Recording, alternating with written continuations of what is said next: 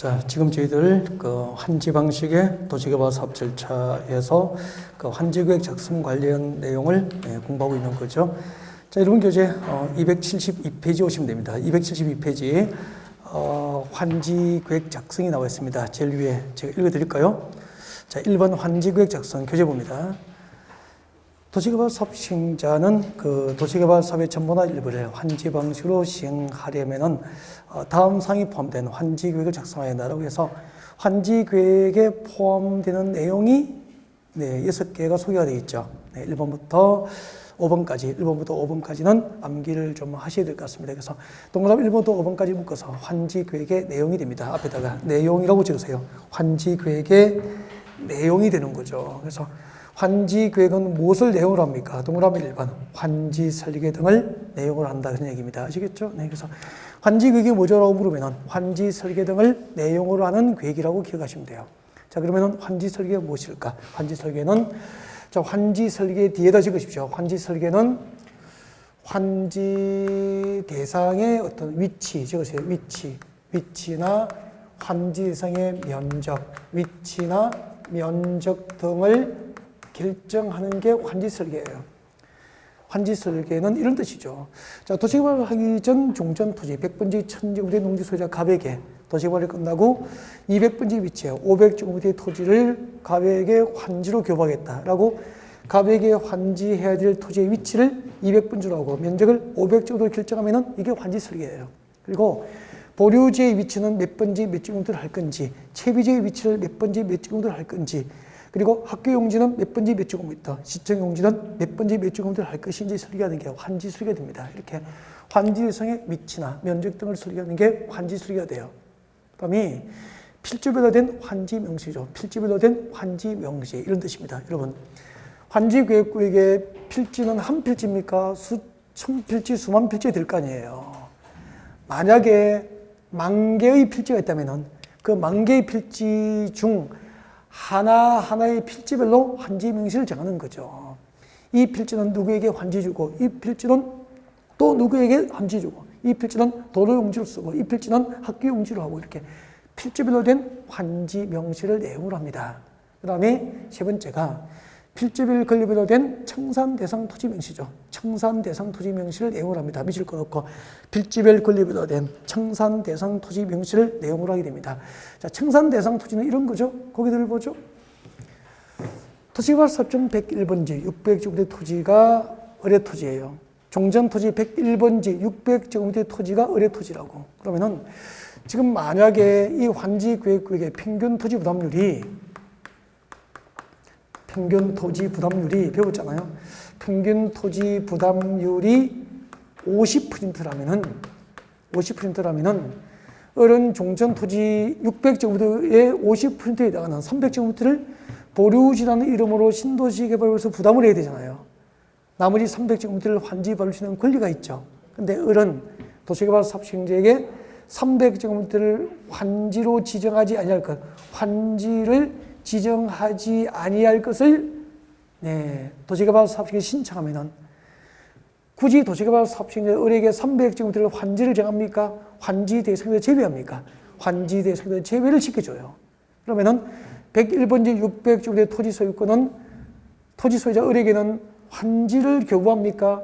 그 권리를 현금으로 청산해줘야 됩니까? 그 권리를 현금으로 청산해줘야 되는 거야. 이렇게 환지 계획구역 안에 몇 번지 몇 제곱미터 토지 소유권이 현금 청산 대상인지, 몇 번지 임야 소유권과 광업권이 현금 청산 대상인지, 몇 번지 건축물의 소유권이 현금 청산 대상인지, 이 환지 계획구역 안에 필지별, 권리별로 된 청산 대상 토지 명시를 내용으로 하는 계획이 환지 계획이 된다 이 말이에요. 그 다음에 채비지 보류지 명시죠. 채비지의 위치는 몇 번지 몇 제곱미터에 있는지, 보류지의 위치는 몇 번지 몇 제곱미터에 있는지, 채비지 보류지 명시를 내용으로 합니다. 그리고 입체 환지용 건축물 명시, 입체 환지용 건축물 명시를 내용으로 합니다. 그래서 이제 입체 환지를 오늘 깊게 들어갈 거예요. 입체 환지를 심학습합니다. 입체 환지를 깊게 들어가게. 입체 환지가 무엇일까? 지금부터 설명합니다. 자, 앞에 봐주세요. 입체 환지는 거기 드시죠. 그 입체 환지는 조금 이따 제가 교재에 체크를 꼭 해드릴 테니까 일단은 교재보다는 저에게 집중을 하고 교재를 같이 보는 게 좋을 것 같습니다. 아셨죠? 네. 그래서 앞에 봐주세요. 여러분, 입찬지가 뭐냐면은 100번째 농지 소유자 갑에게 100번째 천지우대 농지 소유자 갑에게 200번째 조성된 택지 500점들을 환지로 돌려주면은 평면 위에서 토지의 위치와 면적이 교환된 거예요. 100번째 땅이 200번째로 교환된 것은 평면 위에서 토지의 교환이 있는 거죠. 그래서 입찬지입니까? 평면 안지입니까? 평면 안지라고 하는 거예요. 근데 도시개발구역 안에 종전토지 400번째는 병도리에 100제곱미터 농지가 있었다고. 그러면은 토지 법률이 50%라면은 병도 종전토지 면적 100제곱미터의 50%에 해당하는 50제곱미터를 보류지라는 이름으로 신도시 개발에서 부담을 하잖아요. 그럼 병이 환지에 받을 수 있는 토지 면적은 나머지 50제곱미터를 환지로 받을 수 있는데 50제곱미터는 약 3.3제곱미터가 한 평이니까 50 나누기 3.3 하면 약 16, 7평이에요. 그러면은 약 17평 정도 되는 땅은 지목이 되지어도 지목이 정한 목적대로 건축하기에 면적이 충분합니까? 면적이 너무 작습니까? 너무 작죠. 이런 땅을 과수토지라 그래. 과수토지. 작아도 그 면적 규모가 지목이 정한 목적대로 이용할 수 없을 만큼 너무 작아. 이런 땅을 과수토지라 그래. 이 과수토지 소유자는 직권으로 환지 교부 대상에서 세배가 될 수 있어요. 과수토지는 환지를 정하지 아니할 수 있다는 거죠. 그러면은 종전토지 소유자, 과수토지 소유자인 병은 환지를 받지 못하게 되니까 보통 이제 환지를 받으면은 시가 1,000만 원짜리를 평당 감정 가격 600만 원으로 700만 원으로 이렇게 환지로 받을 수 있기 때문에 그 환지를 받는 순간 대박이 난단 말이야. 종전토지 소유자들은. 근데 병은 환지를 못 받으니까 기분 좋습니까? 환지 달라고 합니까? 환지를 달라고 집단 행동을 할 수도 있는 거잖아요.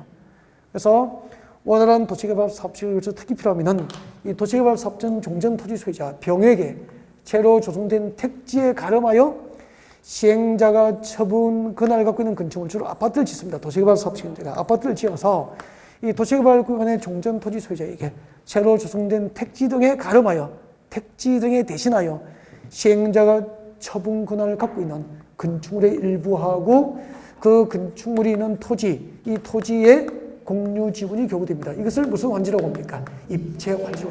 왜냐하면은 이제 건축물로 환지를 대신한다는 것은 건축물의 양은 평면입니까? 입체적 대상물입니까? 입체적 대상물인 건축물과 그 공유 지분으로 교부되기 때문에 이름을 입찬지로 붙인 거예요. 한마디로 환지교육구역의 종전토지 소유자에게 환지교육구역 안의 종전토지 소유자에게 땅 대신에 아파트 입주권이나 상가 입주권이 교부되면 무슨 환지입니까? 입체 환지라고 하는 거죠.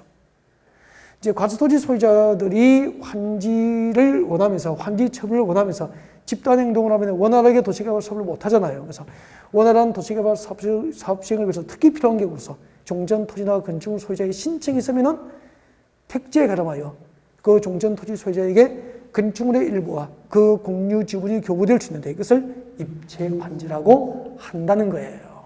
근데 입잔지 신청자 병의 종전토지나 건축물의 권리 가액이 종전토지, 예를 들면 병도리에 400번지에 100제곱미터 땅이 있었고 이게 건축물이 있었어요. 종전토지나 건축물의 권리 가액을 평가하니까 400번지 병도리의 재산을 평가하니까 그 권리 가액이 6천만 원이에요. 6천만 원인데 입잔지 신청자에게 공급되는 아파트의 종류가 세 가지가 있어.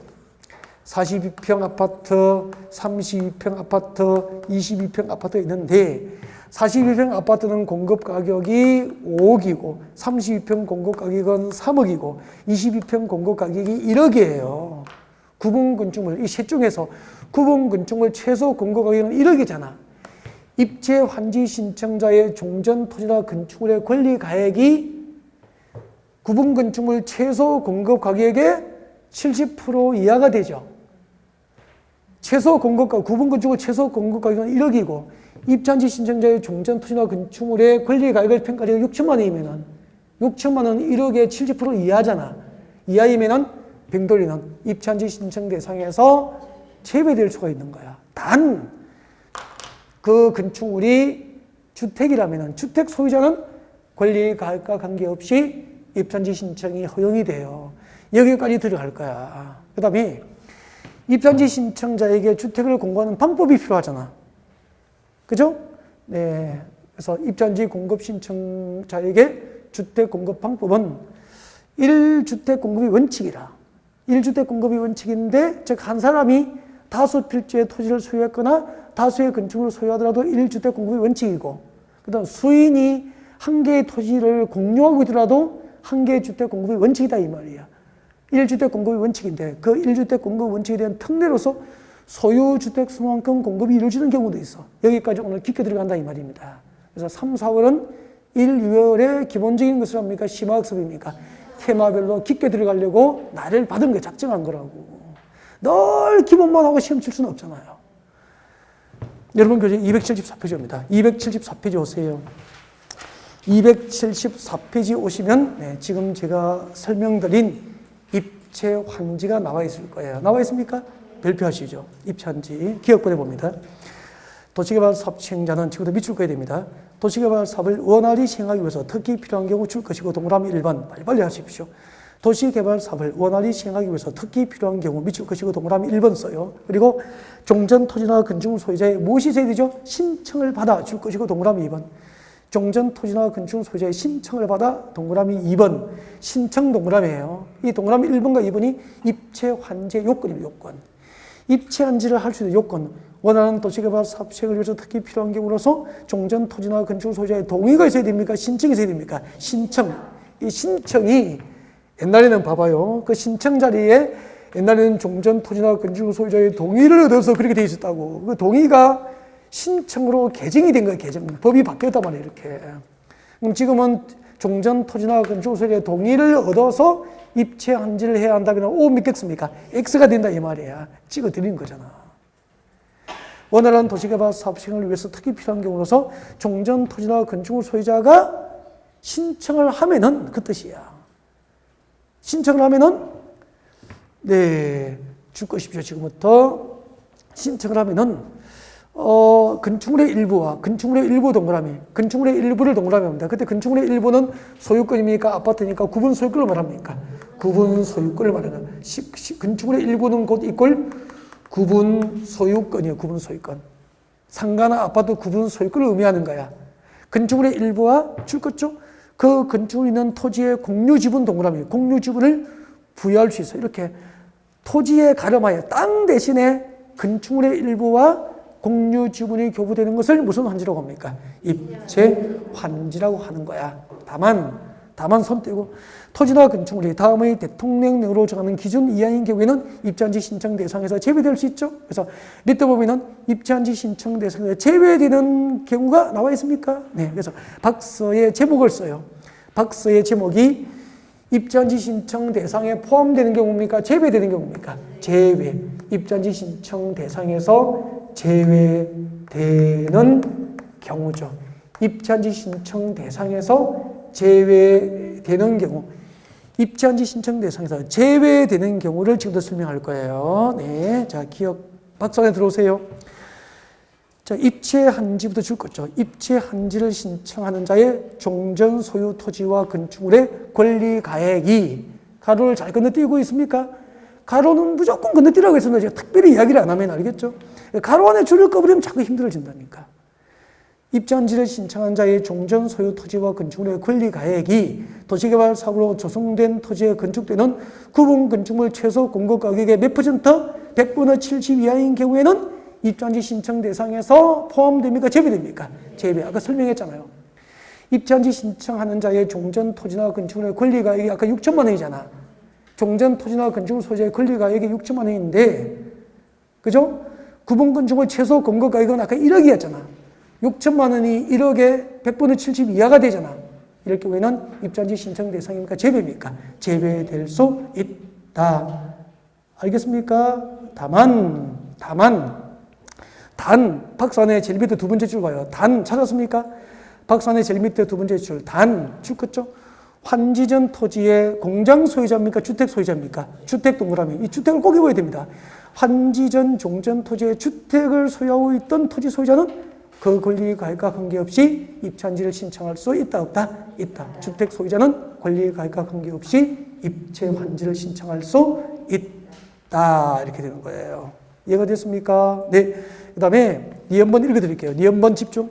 박스 밖에 나와서 니은번 손대지 마십시오. 입체환지의 경우 시행자는 환지계획 작성 전 실시계획 내용과 환지계획 기준, 환지 신청 대상 필지와 건축물 명시해 그리고 줄것입니다. 환지 신청 기간 등을 입체환지를 하는 경우 사업 시행자는 니은번에 다시 봐주세요. 니은번에 다시 처음 니은번에 줄것죠. 입체환지의 경우 시행자는 여기까지 줄 거예요. 입체환지의 경우 사업 시행자는 두 번째 줄에 줄것죠. 환지 신청 기간 등, 환지 신청 기간 등을, 환지 신청 기간 등 대통령령이 정하는 사항을 토지 소유자에게 뭐하고? 통지하고, 통지 동그라미. 입체환지를 할 때 도시개발 사업 시행자는 환지 신청 기간 등을 토지 소유자에게 통지하고, 계속 줄 거죠. 해당 지역에서 발간된 일간 신문에 공고해야 한다. 공고 동그라미. 이때 환지 신청 기간은 위 통지한 날로부터 입체 환지 신청 기간 등을 종전 토지 소유에 통지한 날이잖아요. 통지한 날로부터 30일 이상 60일 이내로 입체환지 신청 기간을 정하는 게 원칙입니다. 그래서 통지한 날부터 30일 이상 60일 이내로 해야 한다. 밑에 원칙. 다만 환지계획 작성에 지장이 없다고 판단되면 20일 범위 내에서 입체환지 신청 기간은 연장될 수도 있습니다. 여기까지 줄거듭니다.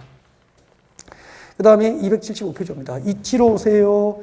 275페이지 오세요. 275페이지. 네, 275페이지 오시면 4번에 봅니다. 입체환지에 따른 주택 공급 등이 나와 있습니까? 입체환지에 따른 주택 공급 등 나와 있습니다. 자, 거기서 원칙에 내려옵니다. 원칙에, 기억번 잠깐 봅니다. 기억번 보세요. 도시개발 사업 시행자는 지금도 줄 것입니다. 제가 읽으면 밑줄 끄면서 따라옵니다. 시행자는 입체 환지로 선정된 주택 등 건축물을 인가된 환지 계획에 따라서 환지 신청자에게 공급을 해야 되고, 자, 이렇게 입체 환지로 건설된 주택을 환지 신청자에게 공급을 할 때는, 그렇죠? 입체 환지 신청자에게 주택을 공급할 경우에는 주택법상 주택 공급에 관한 기준을 적용하지 아니합니다. 이 특례 규정이에요. 입체 환지 신청자에게 주택을 공급할 때는 주택법상 주택 공급에 관한 기준을 적용하지 아니하게 됩니다. 그럼 시험 이렇게 나오겠죠. 잘 보고 대답합니다. 도시개발 사업 시행자는 입체환지로 건설된 주택 등을 환지 신청자에게 공급할 경우, 도시개발 사업 시행자가 입체환지로 건설된 주택 등을 환지 신청자에게 공급할 경우에는 주택법상 주택 공급 기준에 적합해야 한다. 옮겼습니까? 역소죠. 입체환지로 건설된 주택 등을 환지 신청자에게 공급할 때는 주택법상 주택 공급에 관한 기준이 적용되지 않기 때문에 주택법상 주택 공급 기준에 적합하도록 공급해야 될 법상 의무가 있어 없어? 없게 되잖아. 예를 들면 그렇게 문제가 만들어진단 말이야. 그래서 입체 환지 신청자에게 주택을 공급할 때는 주택법상 주택 공급 기준을 적용하지 않게 됩니다. 그리고 니은번 내려옵니다. 자, 입체 환지 신청자에게 주택 공급 수가 나와 있습니다. 입체 환지 신청자에게 주택을 공급하는 방법인데 책장을 넘깁니다. 책장 넘기면은 박스가 나와 있어, 박스가. 제일 위에 박스가 나와 있습니까? 입체환지 신청자에게 주택을 공급할 때 박스가 나와 있습니다. A, B라고 돼 있죠. 박스 안에 A, B를 묶어서 박스 안에 A, 동그라미 A와 B를 앞쪽으로 묶어서 박스 앞에 제목을 딱 씁니다. 1주택 공급 원칙입니다. 1주택 공급 원칙. 1주택 공급 원칙이에요. 입체환지 신청자에게 주택을 공급할 때는 1주택 공급이 원칙이다 이 말입니다. 네, 구체적으로 볼까요? A, 박스 안에 A. 1세대 동그라미, 1세대 동그라미, 1명 동그라미, 손 드시고 1세대 또는 1인이 한 개 이상의 주택과 토지를 소유하더라도 줄 것죠. 1주택 공급이 원칙이고 1세대 또는 1인이 하나 이상의 주택과 토지를 소유하더라도 1주택 공급이 원칙이고 그 다음에 줄 것죠. 같은 시대에 속하지 않은 2인 이상이 1주택과 1토지를 공유한 경우 줄 거예요. 두 사람 이상이 1주택과 1토지를 공유한 경우에도 몇 주택 공급 원칙이죠? 1주택을 공급한다 줄 것이고 이게 원칙이에요. 그래서 이렇게 오시면 되잖아. 입체 환지 신청자에게 주택을 공급할 때는 1세대 1인 공유자 모두 1주택 공급이 원칙이에요. 그렇게 오시면 되죠. 1세대 1인 공유자 모두 1주택 공급이 원칙인데 자, 그 1주택 공급 원칙에 대한 특례로서 D급은 내려와요. 시행자는 니은에도 불구하고, 니은이 1주택 공급 원칙이잖아. 1주택 공급 원칙 규정에도 불구하고 줄 거죠. 다음 중 한 개에 해당하는 토지 소유자에 대해서는 소유주택수만큼 공급이 가능합니다. 그래서 소유주택수만큼 공급할 수 있는 경우가 몇 가지 있죠? 세 가지. 그래서 D급번에 A, B, C를 묶어서 이것은 1주택 공급 원칙입니까? 소유주택수만큼 공급입니까? 소유주택수만큼 공급. 그러니까 토지 소유자가, 종전 토지 소유자가 3주택 소유자는 3주택까지, 5주택 소유자는 5주택까지. 네. 소유주택수만큼 공급할 수 있는 대상이 있습니다. 세 가지죠. 줄것죠. 수도권 정비교육급상 줄것죠. 과밀 억제권역에 위치하지 않은 도시개발구역이에요. 여러분, 과밀 억제권역에 위치하지 않은 도시개발구역이니까 중심지입니까? 외곽지입니까? 외곽지.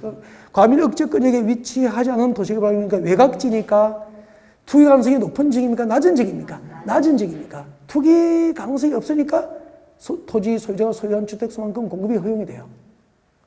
과밀 억제권역에 위치하지 않은 도시개발 구역이나, 그 다음에 줄것죠. 근로자 숙소, 기숙사 용도로 주택을 수용하고 있는 토지 소유자. 근로자 숙소나 기숙사 용도로 주택을 수용하고 있으니까 투기 목적입니까? 사원복리입니까? 사원복리 후생을 목적으로 주택을 수용하고 있다 이 말이야. 이럴 경우에는 소유주택수만큼 공급할 수 있습니다. 그리고 10번 줄것죠. 저 뒤에 국가지방자치단체, 공공기관, 정부주정기관, 지방공사는 투기를 하지 않기 때문에 1주택 공급 원칙으로 국가 등은 소유주택수만큼 공급이 가능하다. 그렇게 이해하시면 되잖아요. 그래서 이런 것은 안 외워도 이렇게 보면 다 알 수 있는 거거든요. 그래서 읽고 지나갔으면 좋겠습니다. 여기까지가 입체 환지와 관련된 내용을 깊게 다 들어간 거예요. 네. 지금까지 환지 계획이 무엇인지, 그리고 환지 계획 작성 특례에서 입체 환지라든지, 그리고 토지 부담률 등을 깊게 다루는 방법으로 진행을 한 거죠. 자, 그러면은, 네, 환지 계획 작성 기준을 간단하게 몇 가지만 살펴보고, 이제 환지 예정지 시험으로 넘어갈 거예요. 그래서, 자, 일단은 기본적인 사항은 체크를 해야 되기 때문에, 자, 여러분 교재에는 다시 272페이지로 오시면 돼요. 272페이지. 여러분 교재 272페이지 오셔서 네, 중간에 봅니다. 2번 환지계획 작성 기준 나와 있습니까? 환지계획 작성 기준을 펼쳐두시고 고개를 드시면 됩니다. 환지계획 작성 기준을 펼쳐놓고 고개를 드세요. 고개 드시고 가장 기본적인 것만 몇 가지 설명을 드리려고요. 자, 고개를 들어주시고요. 지금 우리는 환지 방식의 도시개발 사업체에서 무엇을 공부하고 있죠? 환지계획 관련 내용을 공부하고 있죠. 환지계획은 누가 작성합니까? 조금 전에 이렇게 공부했습니다. 도시개발 사업 첨부나 일부를 환지 방식으로 하고자 할 경우에는 그 도시개발 사업 시행자는 환지계획을 작성해야 한다라고 했죠. 그 다음에 근데 도시개발 사업 시행자로 지정될 수 있는 국가 등 공공시행자로 지정될 수도 있고 토지 소유자, 조합과 같은 민간도 지정을 받을 수 있게 되는데, 만약에 비행정청이 시행자가 환지계획을 작성하면은 환지계획은 인가를 받아야 되는 거죠. 비행정청 시행자. 도시개발 사업 시행자가 행정청이 아닌 경우에는 작성된 환지계획에 대해서 인가를 받게 되는데, 그때 환지계획 인가권자는 지정권자가 아니에요. 누구로부터 인가받죠? 제주특별자치도지사, 그리고 시장, 군수, 구청장으로부터 환지계획 인가를 받아야 됩니다. 그래서 환지계획 인가권자는 특도가 누구죠? 제주특별자치도지사, 그리고 시장, 군수, 구청장으로부터 환지계획 인가를 받아야 돼요. 그래서 환지계획 인가권자는 지정권자입니까? 시장, 군수장입니까? 시장, 군수, 구청장이 환지계획을 인가하게 돼. 중요해요, 이런 것도. 그 다음에 그때 환지계획은 무엇을 내용을 합니까? 설명 다 드렸잖아요. 환지계획은 다음 사항을 내용을 한다. 5개 정도 외우기로 했죠. 뭐죠? 환지설계. 환지설계가 무슨 말인지 알죠, 이제? 환지 대상의 위치를 몇 번째로 하고 면적을 몇 제곱미터로 할 것인지, 환지 대상의 위치와 면적 등을 결정하는 게 환지설계고, 그 다음에 필지별로 된 환지 명세, 그리고 필지별 권리별로 된 청산 대상 토지 명세, 그리고 채비지 보류지 명세. 입체, 한지용, 건축물 매용시에 등을 매용을 하는 계획이 환지계획입니다. 그래서 다음 중 환지계획에 해당하지 않는 것은 시험 나온 적이 있어요. 통째로 5번까지 암기하셔야 됩니다. 그 중에서 여러분이 이 환지계획구역의 종전토지 소유자라면은 여러분이 이 환지계획구역에 살고 있어서 집도 있었고 농지도 있었고 임야도 있었다고 그러면은 이 환지계획 중에서 제일 중요한 게 뭐라고 그랬죠? 도시개발이 끝나고 내가 몇 번지 위치에 몇 제곱미터를 환지받을 수 있도록 설계됐는지 환지 설계가 제일 중요하잖아요. 그죠? 아니 여러분이 환지계획구역에 도시개발하기 전에 그 동네에 땅 가지고 있었어. 근데 도시개발이 끝나고 환지를 받을 때 상업적에 환지 받으면 평당 1,000만 원 할 수 있죠. 근데 녹지적에 환지 받으면 평당 100만 원 할 수 있잖아요. 그럼 여러분은 어디에 원합니까? 상업적에 원하잖아요. 맹지에 환지 받으면 상업적에도 평당 700만 원일 수 있잖아. 넓은 도로에 접할수록 땅값이 더 비쌀 수 있잖아요. 평당 1,200억일 수도 있잖아. 그래서 좋은 위치에 많은 면적을 환지받기를 원할 거 아니에요. 그러면은 누구에게 몇 번지 위치에 몇 제곱미터를 환지 줄 것인지 설계 정할 때는 모든 종전 토지 소유자 인정할 수 있는 객관적 기준이 필요하잖아. 그래서 환지 계획을 작성할 때는 다음 기준에 의해서 환지를 설계하라고 환지 계획 작성 기준을 법으로 정해둔 거예요. 그래서 환지를 설계할 때는 삽전 종전 토지하고 새로 환지될 토지에 무엇을 기준합니까? 위치, 지목, 면적, 토질, 수리, 이용 상황, 환경 이 7가지를 종합적으로 고려를 하게 됩니다. 이게 환지계획 작성 원칙이라고 원칙. 그래서 우리 이걸 위치, 지목, 면적을 앞글자 따서 위치, 면, 토질, 수리, 이용 상황을 토, 수리, 환 그렇게 오잖아. 위지면 토수리, 환, 환경이죠. 이게 뭐죠? 위치, 지목, 면적, 토질, 수리, 이용 상황, 환경 7가지를 종합적으로 고려하여 환지를 설계하자는 것을 위치, 지목, 면적 3가지를 기준으로 환지를 정합시다 라고 하는 주장이 뭐라 그랬죠? 면적주의. 뒤에 토질, 수리, 이용 상황, 환경 이 뒤쪽에 4가지를 기준으로 환지를 정하자. 뭐죠? 평가주의. 우리는 7가지 전부를 종합적으로 고려해야 되니까 이것을 절충주의라고 했어요. 절충주의고 절충주의 주장에 따라서 종전 토지와 환지될 토지에 위치가 같고 지목이 같고 면적 비율이 같고 토질, 수리, 이용상, 환경이 같도록 환지가 설계되면 청산 절차가 필요 없는 가장 이상적인 환지가 되어주는데 이것을 무슨 환지라고 합니까? 적응환지. 그러면은 도시개발법상 환지계획 작성 기준의 원칙은 적응환지 원칙이에요. 적응환지라는 것은 이 7가지 기준 전부를 종합적으로 고려를 하는 것을 말하는 거죠. 그래서 적응환지가 이루어지려면 면적주의를 채택합니까? 평가주의입니까? 절충주의입니까? 절충주의 원칙을 채택해서 종전토지하고 새로 환지될 토지에 위치가 같고 지목, 면적, 토질, 수리, 이용상, 환경 전부가 같도록 환지가 결정이 되면 청산 절차가 필요 없는 가장 이상적인 환지가 이루어지는데 그것을 무슨 환지라고 합니까? 적응환지라고 그래요. 그래서 도시개발법상 환지계획 작성 원칙은 적응환지 원칙이에요. 적응환지. 그러니까 위치가 뭐냐면은 도시개발 사업전 종전 토지의 소유자 갑의 종전 토지 위치가 100번지였으면 도시개발이 끝나고도 갑에게는 같은 100번지 위치의 환지를 설계하자 이 말이야. 이제 위치가 뭔지 알겠죠? 지목이 대지였으면 대지, 잡종지를 가진 자는 잡종지, 하천부지는 하천부지 그런 뜻이라고 이게.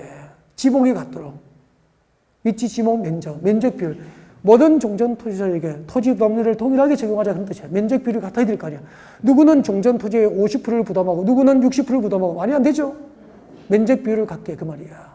위치, 지목, 면적, 토질 항토 땅을 가진 자는 도시가 발이 끝나도 항토 땅을 환지 주고, 진흙 땅을 가진 자는 진흙 땅을, 토질이 같게 이 말이야. 수리는 뭐죠? 물을 이용하는 관계, 수리관계, 수리관계. 물 숫자, 이용할 게 있잖아, 이게. 수리관계가 동일하게. 물을 이용할 수 있는 관계가 동일해야 되는 거야. 그러면은, 도시계로 하기 전에 하천에 접하고 있는 땅은 물을 이용하기 편리하잖아. 하천에 접하고 있으니까 물을 쉽게 이용할 수 있잖아. 도시개발이 끝나고도 하천에 접한 땅을 환지로 정해주라는 뜻이에요. 그래야 수리관계가 동일하잖아. 나머지 이용상이 같고 환경이 같아야 된다. 이 7가지가 똑같이 설계되면은 청산 절차가 필요 없는 가장 이상적인 환지가 이루어진다. 이것을 무슨 환지라고 합니까? 적응환지라고 하고, 그 적응환지 원칙에 대한 특례로서 아까 뭘 공부한 겁니까? 입체 환지를 깊게 공부한 거다 이 말입니다. 이해가 됐습니까? 그 중에서 몇 가지만 딱 할게요. 특례 9개인데 다 들어가진 않아요. 오늘은 1월달 강의를 들어야 돼요. 그럼 다 들어간단 말이야. 273페이지 와요. 273페이지 오면은 환지계획 작성 예외가 나와 있습니까? 환지계획 작성 특례. 자, 같이 보겠습니다. 기억번 들어오세요. 기억번 줄 것죠? 종전 토지 소유자가 환지 부지정을 신청하거나 환지 부지정에 동의를 한다면 해당 토지의 전부나 일부에 대해서 환지를 정하지 아니할 수 있는 특례가 인정됩니다. 종전 토지 소유자가 신청하고 동의하면 환지를 정하지 아니할 수 있다. 이게 환지계획 작성 특례 1번이 1번. 동그라미 1번 써요. 종전 토지 소유자가 신청하거나 동의하면은 종전 토지 전부나 일부에 대해서 환지를 정하지 아니할 수 있다. 단 중요합니다. 줄 것죠? 이 경우 해당 토지에 임차권자가 있으면은 그의 동의를 받아야 환지 재배가 가능한 거야. 그러면은 그 종전 토지 소유자가 환지 부지정을 신청하더라도 임차권자의 동의를 못 받으면은 환지 재배를 할 수 있어 없어? 없다 이 말이야. 임차권자의 동의를 얻어야 환지 부지정을 할 수 있다 그런 뜻입니다. 여기까지가 환지계획 작성 특례 몇 번이죠? 1번이에요. 1번. 그 다음에 내려와요. 4번까지 할 거예요. 도시개발 사업청에는 토지 면적 규모를 조정할 특별한 필요가 있으면 니은번에 지금 내려오셨습니까? 니은번에 토지 면적을 고려하는 환지 나와 있죠? 박스 두 번째 칸이야, 저 밑에. 니은번에 면적을 고려하는 환지에서 오른쪽에 A번 읽어드립니다. 시행자는 토지 면적 규모를 조정할 특별한 필요가 있으면 책도 주겠습니다. 면적이 작은 토지는 과소 토지가 되지 않도록 면적을 늘려서 환지를 정하거나 줄 거예요. 동그라미 2번. 면적이 작은 토지는 과소 토지가 되지 않도록 면적을 늘려서 환지를 정합니다. 이것을 뭐라고 하죠? 정환지. 감환지입니까? 정환지입니까? 정환지. 토지 부담률보다 토지 면적 규모를 늘려서 환지를 정하면은 정환지. 그 다음에 반대로. 자, 그리고 면적이 작은 토지는 세 번째 주실 것 같습니다. 환지 대상에서 뭐 할 수 있죠? 제외할 수 있고 줄 거예요. 환지 대상에서 제외할 수 있고 줄 거고 동그라미 3번. 환지 대상에서 제외할 수 있고 이것을 한마디로 하면은 밑에 적으세요. 이것은 곧 이꼴 과소토지. 과소토지 환지 부지정. 과소토지는 환지를 정하지 아니할 수 있다는 뜻이죠. 과소토지 환지 부지정. 아까 우리 400번지 병돌이가 종전 토지 면적이 100제곱미터 했잖아요. 토지 부담률이 50%면은 병이 환지에 받을 수 있는 토지 면적은 나머지 50제곱미터만 환지에 받을 수 있잖아. 50제곱미터는 지목이 대지여도 지목이 정한 목적대로 건축할 수 있어 없어? 없죠. 그 경우 병에게는 환지 교부 대상에서 재배가 가능한 거예요. 그래서 과소 토지 소유자는 직권으로 환지 대상에서 재배시킬 수 있어요. 그 다음에 줄 거죠. 면적이 넓은 토지는 그 면적을 줄여서 환지를 정할 수 있습니다. 몇 번이죠? 4번. 동그라미 4번. 이게 뭐죠? 감환지. 면적이 넓은 토지는 면적을 줄여서 환지를 정하면은 감환지. 면적이 좁은 토지는 면적을 늘려서 환지를 정하면은 뭐죠? 정환지. 그래서 정환지, 감환지, 종전 토지 소유의 신청과 동의에 의한 환지 부지정, 과수 토지 환지 부지정, 그리고 입체 환지는 전부 환지 계획 작성 특례로서 허용하는 것들이라고. 그 깊게 그 이상 들어가서 나중에 여러분 1월달 강의를 다시 한번 추가로 들어주시면 돼요. 중요한 기본은 다 들어갔단 말이에요, 여기서. 그리고 일부 입차환제나 토지 부담률 등을 깊게 들어가는 방법으로 3월 때는 강의가 되는 거죠. 근데 1번, 2번하고 반복을 같이 하면서 중요한 것은 깊게 들어가는 방법으로 진행이 되는 거예요, 지금. 여기까지 이제 환지 계획이에요. 환지 계획이고, 그 다음에 이제 여러분 책장을 넘겨줍니다. 책장을 넘겨서 몇 페이지 오시냐면은 여러분 교재 가는 길에 279페이지와 279. 279페이지 오시면 제일 밑에 아까 환지계획 인가권자 중요하다 그랬잖아요. 279페이지 제일 밑에 봅니다. 환지계획 인가등 나와 있습니까? 제일 밑에 세 번째 줄 밑줄 거예요. 행정층이 아닌 시행자가 환지계획을 작성하는 경우 줄 것입니다. 행정입니까? 행정이 아닙니까? 행정층이 아닌 시행자가 환지계획을 작성하는 경우에는 줄 것죠? 제주특별자치도의사, 시장, 군수, 구청장의 인가를 받아야 한다. 그래서 환지계획 인가권자가 누구죠? 특도, 시장, 군수, 구청장. 특도, 시장, 군수, 구청장이 환지계획 인가권자인데 그 특도, 시장, 군수, 구청장 밑에 적어요. 아니야 지정권자. 너무 많이 써봐요. 환지계획 인가는 지정권자로도 받습니까? 특도입니까? 특도, 시장, 군수, 구청장이 환지계획 인가권자예요. 도시개발법상 도시개발 사업절차는 지정권자가 주도를 하지만 환지계획 인가권자는 지정권자가 아니고 제주특별자치도의사, 시장, 군수, 구청장이 인가권자 됩니다. 그 다음에 고개 드시죠. 또 고개 드세요. 여러분 이런 얘기를 들었죠. 이런 얘기를 배웠습니다.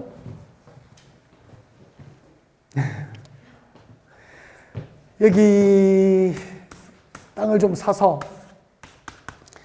집 지으려면은 형질 변경이 필요하잖아요. 절토되거나 승토되는 부분에 높이, 깊이가 50cm 넘으면은 임의로 개발합니까? 개발허가 받아야 됩니까? 개발허가를 받아야 되잖아. 허가받은 면적이 1만 제곱미터를 허가받아 놓고 2만 제곱미터를 개발하면은 불법이잖아요. 1만 제곱미터를 허가받은 면적이 1만 제곱미터인데 2만 제곱미터를 개발하면은 2만 제곱미터를 개발하려면은 허가 내용이 그대로입니까? 변경됩니까? 허가 사항을 변경할 때는 이미 변경입니까? 변경을 허가받습니까? 변경을 허가받는 게 원칙이고 환지계획 인가를 받았죠. 환지계획은 인가를 받으면은 인가 내용을 변경할 수 있어 없어? 있어요. 변경할 때도 뭘 받아야 되죠? 변경 인가를 받아야 되는 거야. 변경에 관하여 인가를 받아야 된다 이 말이야. 그래서 허가사항 변경은 변경 허가를 받고 인가사항 변경은 변경 인가를 받고 이게 원칙이라. 근데 개발 허가사항을 변경할 때 경미한 사항을 변경하는 경우에는 변경에 관하여 허가를 받지 않고 관할 시청구청에 통지만 하면 되잖아. 사업기간을 허가받은 개발 사업기간을 연장합니까? 사업기간을 단축합니까? 단축하거나 그죠? 그 다음에 허가받은 사업 면적을 확대합니까? 축소 변경합니까? 축소 변경. 사업기간 단축, 면적을 축소하는 변경은 변경 허가를 받지 아니한다. 그 다음에 환지계획을 작성하면은 비행정시청이 작성한 환지계획은 특도, 시장, 군수처도 인가를 받아야 되는데 환지계획 인가 사항을 변경할 때도 변경을 받는 게 원칙이라. 단 경미한 사항은 변경 인가를 받지 아니한다 이 말. 이 부분이 또 요즘에 시험 나오거든요. 여기 깊게 들어가는 거예요 지금. 그래서 밑에 한번 봐요. 279페이지 제일 밑에 봐요. 행정층이 아닌 시행자가 환지계획을 작성하면은 제주특별자치도의사, 시장, 군수, 구청장으로부터 환지계획에 대해서 인가를 받아야 한다. 이게 원칙이라. 단 인가 받은 내용을 뭐 한다고요? 변경 동그라미. 변경할 경우에는 이를 준용하니까 변경에 관하여 인가를 받는 게 원칙인데 줄 것죠? 다음의 경미한 사항을 변경할 때는 그러하지 않다니까 변경 인가를 요하지 않는다. 그래서 책자를 넘기면은 환지계획 인가 사항을 변경할 때 변경 인가를 받지 않는 대상이 몇 개 있습니까? 5개. 1번부터 4번을 묶어요. 1번부터 4번을 묶어서 앞에 적어요. 변경 인가를 환지계획 인가 사항 중에서 변경 인가를 받아야 할 대상입니까? 변경 인가를 받지 않는 대상입니까? 받지 않는 대상이야. 다음에 해당하는 환지계획 변경은 변경 인가를 받지 아니한다. 변경 인가를 받지 아니하는 대상이 시험에 작년에도 나온 기억이 나는데요. 자주 나와요, 자주. 꼭 해야 될까? 자, 경미한 사항, 변경인가를 요하자는 경미한 사항 첫 번째, 종전 토지의 동그라미예요. 합필, 분필 동그라미예요. 종전 토지의 합필, 분필로 인가받은 환지 명시가 변경될 때는 합필, 분필로 인한 변경은 변경인가를 받지 않는다. 외워야 됩니다. 합필, 분필로 인한 변경, 그렇게 오는 거예요. 그 다음에 종전 토지나 건축물 소유자의 뭐죠? 동의 동그라미. 동의에 따라서 환지를 변경합니다. 종전 토지나 건축 소유자의 동의를 얻어서 인가받은 환지계획을 변경할 때는 변경인가를 받지 않습니다. 합필, 분필로 인한 변경, 동의에 의한 변경, 그렇게 오는 거야. 그 다음에 지적 청량 결과 반영 동그라미예요. 지적 청량 결과를 반영하기 위한 변경도 변경인가를 받지 않습니다. 그 다음에 4번, 이 4번은 그 앞번에 또 시험 나왔었다고. 환지로 지정된 토지나 건축물을 금전 동그라미, 금전 청산 동그라미. 환지로 지정된 땅과 건물을 환지로 주지 않고 그 권리를 금전 청산하는 내용으로 변경할 때는 변경인가를 받지 않는다. 환지로 지정된 토지나 건축물을 환지로 줍니까? 금전 청산합니까? 금전 청산하는 내용으로 변경입니다. 그래서 이렇게 보면 되잖아. 합필, 분필로 인한 변경, 동의에 의한 변경, 지적 청량 결과 반영을 위한 변경, 그 다음에 환지로 지정된 토지와 건축물을 금전 청산하는 내용으로 변경은 변경인가를 받지 아니한다. 실제로 이런 부분이 시험 나오는 부분이에요. 그래서 환지계획 인가권자부터 변경인가를 받지 않는 사항까지 공부를 하시면 되고요. 여기까지가 이제 환지 방식의 도시개발 사업 주제에서 환지 계획과 관련된 부분을 상당히 깊게 들어갔습니다. 7번 환지 예정지 지정. 환지 예정지 지정은 아주 간단하게 이제 몇 가지를 설명을 드릴 거예요. 잠시 휴식 후에 진행을 할게요. 중간에 들어가면 못 끊어요. 이러면 지루하니까 끊어서 들어가요.